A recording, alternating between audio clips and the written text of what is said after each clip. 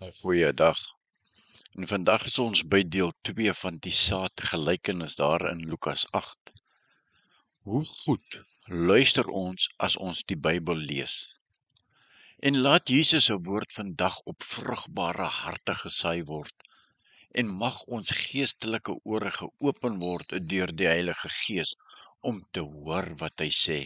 Die saad is Jesus se lewende saad. Uit die woord en die Heilige Gees sal net sê wat hy hoor. Die Here wil seker maak dat elkeen van ons goed verstaan waaroor hierdie gelykenis in Lukas 8 gaan. En daarom roep hy uit daar in Lukas 8 vers 8. Wie ore het en kan hoor, moet luister. Die erns van luister word beklemtoon in die volgende 2 verse. As Jesus oor die doel van die gelykenis praat daar in Lukas 8 vers 10, aan julle is dit gegee, om die geheime van die koninkryk van God te ken. Maar vir die ander bly dit gelykenisse, sodat hulle kyk sonder om te sien en hoor sonder om te verstaan. Dus wat sien ons?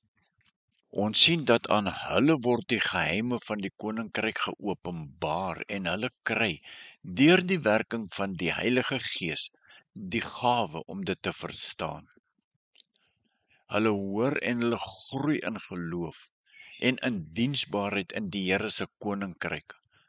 Gelykenisse word verder gebruik sodat die wat nie uitverkies is nie, hoor jy dit? Die wat nie uitverkies is nie, glad nie sal kan sien of verstaan nie.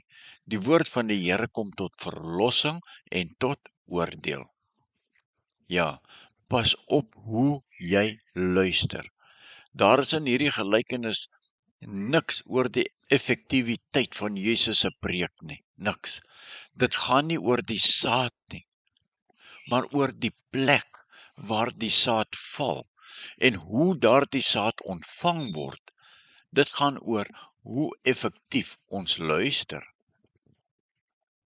Ek hoor daar in Lukas 8 vers 18, pas dus op hoe julle luister, want wie het, vir hom sal daar nog meer gegee word, maar wie nie het nie, van hom sal ook wat hy dink hy het, weggeneem word. Wie het, vir hom sal daar nog meer gegee word, nê? Wat sou Jesus hierso bedoel? Wie het, sal nog meer gegee word, en wie nie het nie, dit sal weggeneem word.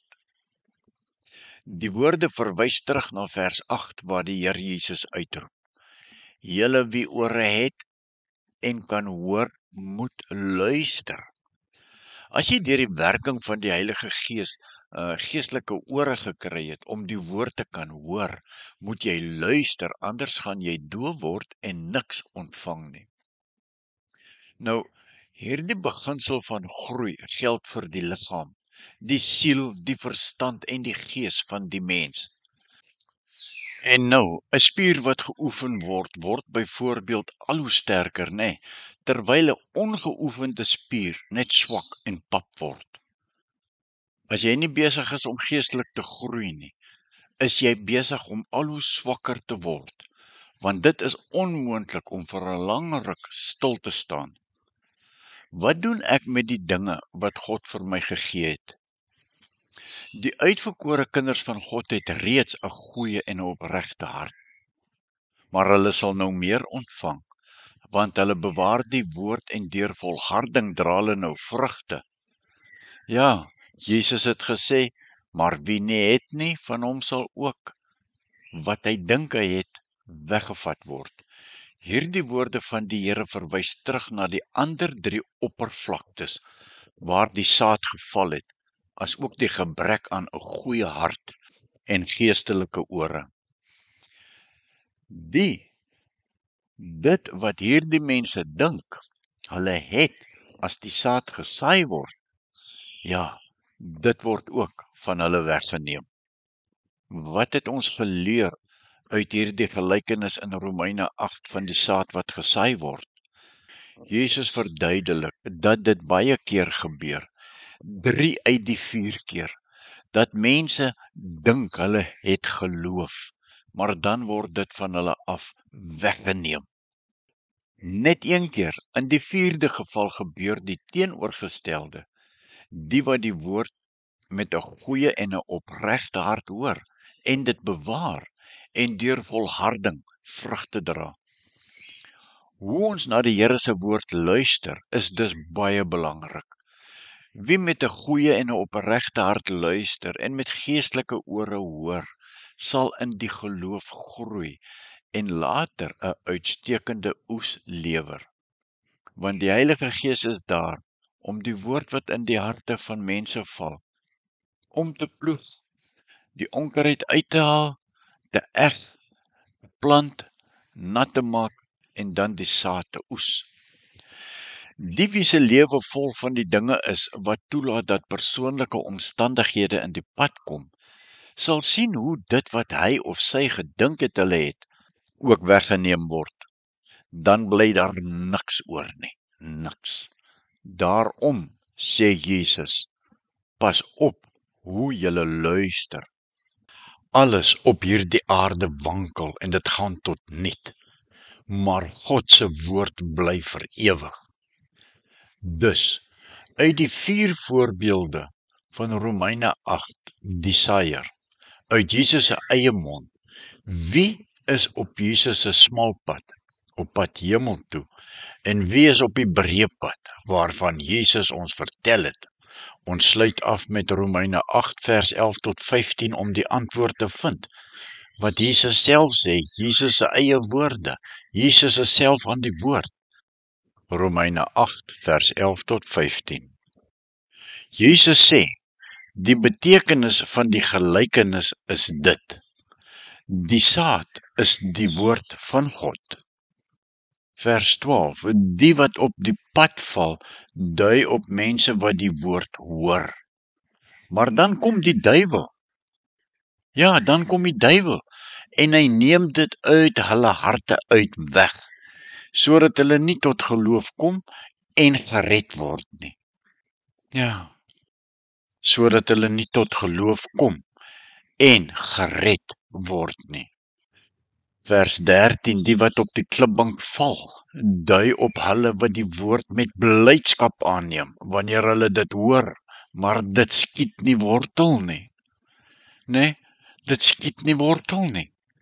Hulle geloof hou net 'n tydjie, 'n kort rukkie, die oomblik dat dit op die proef gestel word, dan gee hulle moed op. Vers 14, die saad wat tussen die onkruid val, dui op die wat die woord hoor, maar deur die sorge en die rykdom en die genietinge van die lewe, word dit gaandeweg verstik, en dit skiet nie saad nie. Al drie hierdie voorbeelde is op die breë pad, wat Jesus van praat, op pad hel toe. Daar bly nog net een versie oor.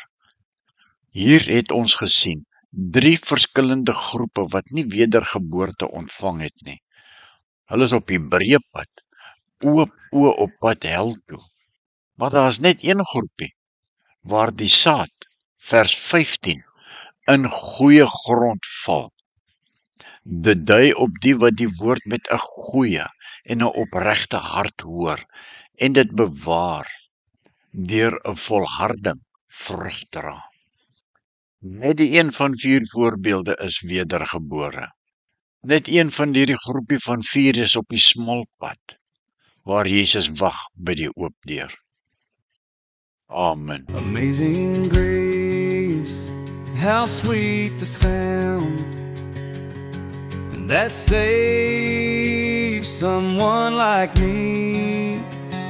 I once was lost, but now am found. Was blind, but now I see. God's grace has taught my heart to fear, and how precious did that grace appear. The hour I first believed, through many days snares. I have already been. God's grace has brought me safe so far, and grace will set me free. The Lord has promised life to me. His word my hope secures.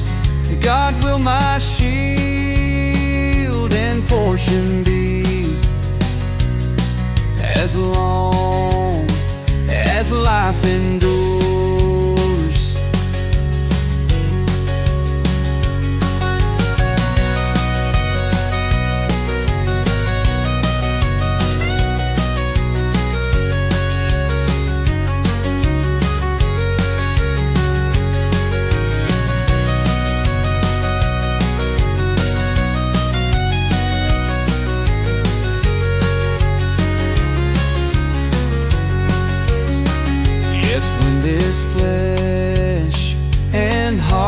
Fail and mortal life will cease, I shall possess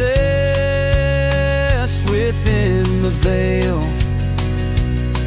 a life of joy and peace. When we have had 1,000,000 years, bright shining as the sun, we've no less days to sing God's praise than when we first begun.